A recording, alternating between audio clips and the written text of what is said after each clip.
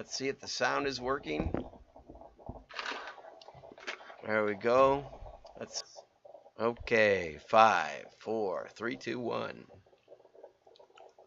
I'm John Miglash for the WDMA. We're going to be talking about marketing today and some mail. So let's dig in. But first, some fun. Just notice on his jacket. Oh, you can't see his jacket. It says Kid Rock Fish Fry. I wanted to get in on that. That's what first attracted A my little frisky attention. today. Let me say something to all you and be as clear and concise as possible.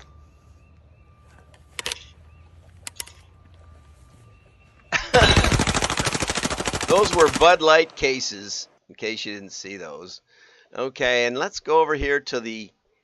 This is Sky News in Australia, and this is the VP of marketing for Budweiser, and we'll talk a little more about her in the article. She's explaining what she's thinking about putting this transgender activist or whatever character, TikTok character, on cans of Bud Light as a as a thank you gift or something. It's not like it's available in stores, but here she goes. It means having a campaign that's truly inclusive and feels lighter and brighter and different and appeals to women and to men. Mm-hmm. And representation is at sort of the heart of evolution. You've got to see people who reflect you in the work. And we had this hangover. I mean, Bud Light had been kind of a brand of fratty, kind of out of touch humor. Appealing to men and women, really? This is Sky News from Australia. How can these people rise to these positions being so obviously incompetent? And Alyssa says a bit more during that explanation, and none of it justifies this bizarre decision. And we've seen the fallout from it already. Mm-hmm.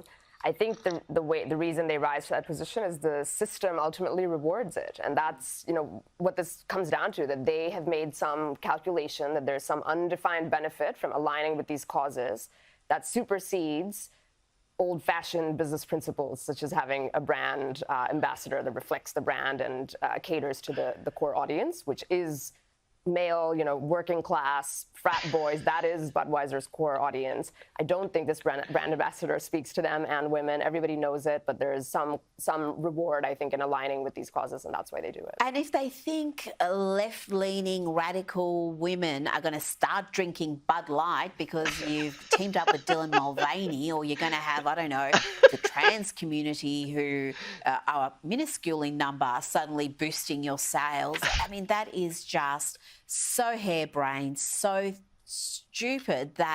That's enough of that. And I don't know these people. I don't watch Sky News Australia. I think it's like a state-owned station. But well, here, let's get now. I wanted to go over to Marketing Brew because I thought, well, what a great appropriate name to discuss this this brewing controversy. So anyway, what's going on with the Bud Light backlash? Okay, so here's Dylan Mulvaney, and here's the can. They sent her some cans, and probably they have, some kind of a shrink wrap thing where they can put anything they want on a can. And so they decided to, I don't know that anyone looks good in blue with a blue face. Looks, we used to look like that when we swam early in May in the lake. But anyway,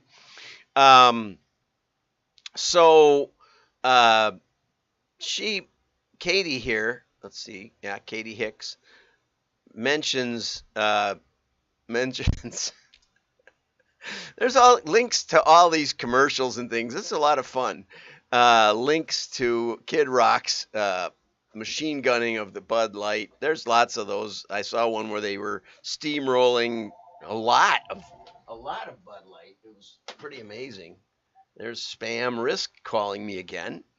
Anyway, So so Alyssa Heinerschein is the VP of marketing, and I saw a video with her talking about how she was the very first woman in the VP of marketing brand role, and she took great she took great pride in that, and that's fine.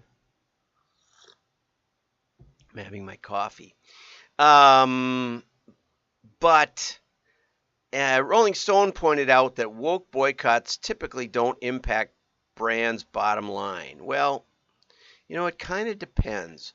So a couple of years ago, I spoke out a bit when J.C. Penney hired Ron Johnson as the CEO. He was from Apple, and without any testing or really listening to anyone, he revamped the stores to try to attract the gay community. Now, I think this was based on the book The Tipping Point, where Hush Puppies, my dad's shoes, my dad wore Hush Puppies all the time. But two gay men in New York City were walking down the street and saw Hush Puppies in the window and put them on, and they are wonderfully comfortable.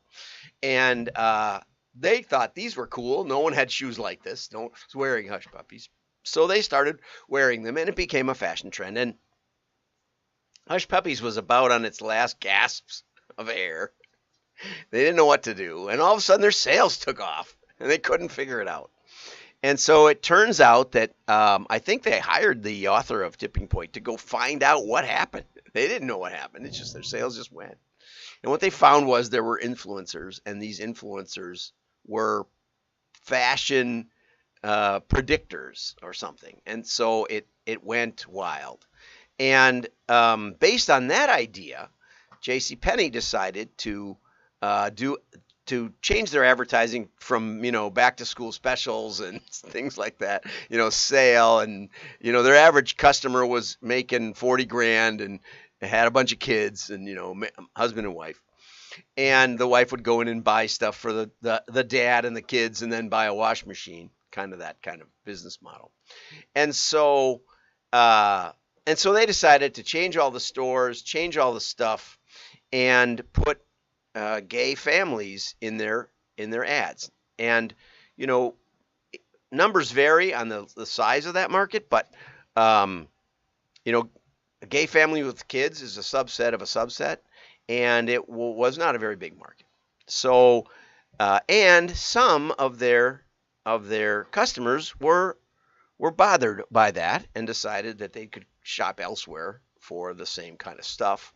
And so from a peak in 2012, when this happened, 2011 was when Ron Johnson came on, but by 2012, the stock it was at about $43, and it stopped trading at 18 cents in 2020 with COVID, and it really did plunge. They lost $4 billion in valuation in just a few months, I think by the fall of 2012. And that wasn't really, bad times. So sometimes they work, sometimes they don't. And in the beer industry, Schlitz, was the biggest brewer in America before Anheuser-Busch, and they decided to change the formula on their beer. And it seemed to work. They took out some additive that helped it stay foamy longer, and but the replacement additive caused snowflakes in the beer after a couple of months in storage. And there's rumors that there's huge landfills of millions and millions of bottles, but Schlitz never recovered from that. Beer is a funny thing. There's a lot of alternatives on beer, so we'll see. Time will tell whether this has any impact or not. It's certainly not black and white that boycotts don't work. And it's funny what beer, what is traditional marketing, right? Salience, Mark Ritson might say, they're getting a lot of attention. Maybe there will be people trying Bud Light for this reason. Maybe, why not? But the numbers just don't seem to back it up. That's what I argued in JCPenney's case, is that you're taking a relatively large target market and you're exchanging it literally for a minuscule one. So your chances, your upside odds, there's literally no upside. To think that fashion trend setters will go to JCPenney suddenly is crazy. That's the opposite of what they can't tell their friends. Well, I got this at JCPenney, right? It's not going to work. So you have to be careful in marketing. Salience isn't everything. Okay, let's get over to Craig Huey. Is first class mail faster than marketing mail? And the short answer is marketing mail is slower. It takes about 6 to 7 days. First class mail takes about 5 days coast to coast. Now there is a bit of a solution or something you can do to speed up your mail.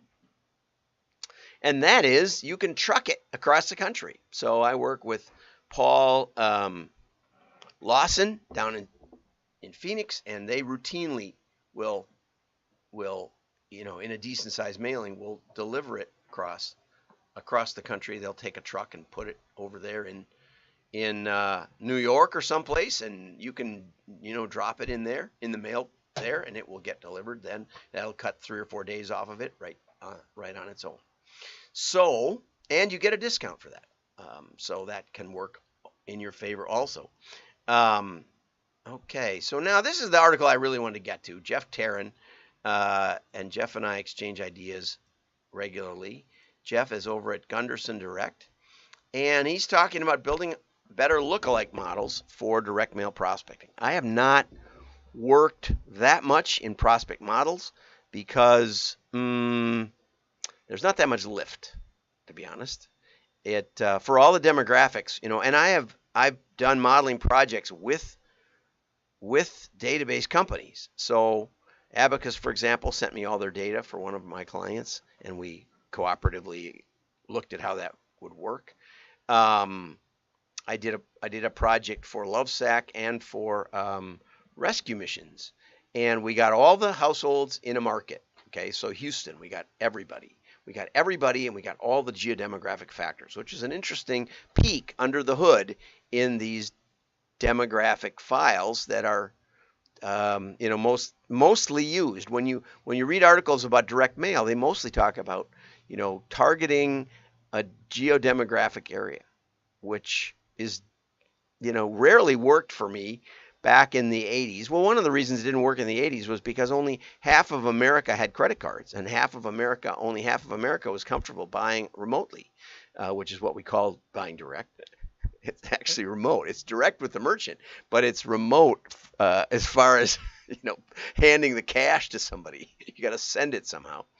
And so we tended to use response files. People who bought through the mail tended to look at their mail, even if it was unrelated to what they'd previously bought, although, that always helped too. So we almost always focused on response lists. That is not done as much anymore, partly because there aren't as many, direct mail people, direct mail companies, catalogs. Hi, Donna. Nice day here in Wisconsin, eh? We're live. Yesterday, I sent Scott a little video on lighting. He was complaining about how he couldn't make an artificial intelligence copy of himself because he couldn't get enough light from his little makeup mirrors that he was using. So I told him about my lights and how I use coffee filters over the top of business lights. He wrote me back and he said he didn't want to illuminate his wrinkles. Anyway. So you can see all of mine. Anyway, so prospect modeling is tricky, right? Because when we got under the hood of the data, for the rescue mission, we thought, well, people who read their Bible, that was a variable in this data set. People who listen to Christian radio was a variable. What was the population? How well represented was it? Well, it was about 99% empty, right? I mean, not that that's the only people that listen to Christian radio or read their Bible, but that's all the data they had, right? And so even if it works in a model, it just doesn't work. It doesn't give you any numbers. And that's part of marketing, right? Part of marketing is the size of the market, right? That's what Will It Blend had going for it. Everybody could use a blender, right? Okay, so anyway, intuitively, prospects selected based on customer models should outperform straight demographic or firmographic, and I don't even know what firmographic is, so Jeff is going to have to explain that to us. Selected prospects. Well, maybe, right? It depends. If it's an affinity, you've heard me tell the story of Windham Hill Records, who said, well, our music buyers are men 35 to 55, high income, high education, like Silicon Valley programmers or something. And they said, but we rent those lists and we don't get any orders. And I said, maybe they don't like your music. I mean, I didn't say that because it would have been rude, but I suggested that they put a little free catalog, right for your free catalog kind of thing inside their CDs. So they were actually targeting the people who were buying their CDs, right? Chicago Cutlery, when I worked with them, had an 800 number on the bottom of their fry pans. They also were owned by General Housewares, so you could buy other pieces of complementary. They had cast iron. They had a lot of different products, and so they were doing decent sales just by going to the people that already had their product. Okay, almost always that's a better place to work, and oftentimes your old customers are relatively more likely than a prospect list and can still be almost considered a new customer. Jeff mentioned Sam Kubalawi as their data scientist. I don't know Sam, but I'll reach out to him. Okay, so what do we do for a prospect model? Well, the first thing they said, is here's the positives, okay? It's very inexpensive, it's very convenient. So down here, how do we build? The first thing we do is we consider these broad categories. The data you provide as input to building the models. What data are you going to send us? The data files we model against, that's the under the hood stuff I was talking about. Assumptions and uses of model input and output data. So the customer data is what they use to build the model. And there's a kind of an interesting assumption there, because a customer file is not the same as a rented list. Okay? And like in Fisherman, we built prospect models for the Cabela's list, and it was different than for the Bass Pro Shops list. Okay? So the best way is to mail to a list somewhat broadly and then take those results and see what generated the best response, what variables mattered the most, what geodemographics, what list variables that you were able to use. Typically, you can't get that many, but okay. We were using 500,000 records in our models, which gave us a little more ammunition, right? Sam says you could do it with 5,000. Okay, don't know. But the first thing we do when we work with a customer for modeling is we try to make a model that reflects what they're doing right now, because we want to know the incremental lift of the model. Okay, we didn't used to do that. We used to just build them the best model we could. But now we do an A/B split where we mail their method of modeling and we do our method of modeling, and typically we get something like 100% lift, incremental lift on the holdouts. It's not exactly an A/B. It's sort of you do a match, and there's a lot of common names, and then on the edges there's unique names to our model, unique names to your model, and we compare the performance of those two, and regularly we get more than 150% lift from our model. Just saying. And so that gives you a benchmark of what it's worth to do the modeling system, right? Okay, always a good place to start. And they may do that. They all the time. I have, whoever writes a blog post, they have to simplify it. And so, I can dance around the edges. So I'm not saying that they don't. I'm just saying they probably didn't mention it. Okay, and does customer vintage, are old customers different than new customers? Always a great question. There's a lot of great questions in this article. I've gone too long. It's a Friday. You don't want to take your whole day. Like and subscribe. Subscribe to WDMA.org. Go over there, WDMA.org/join. It's in the LinkedIn show notes. I think it's also on YouTube. And just fill in the little form, and then you can have access to the member area, and that will have these marked up articles. And feel free to chime in and give me your comments. Love to hear from you. That's part of, somebody called and asked about Bud Light. So that's why we did it today. Okay. Have a great weekend.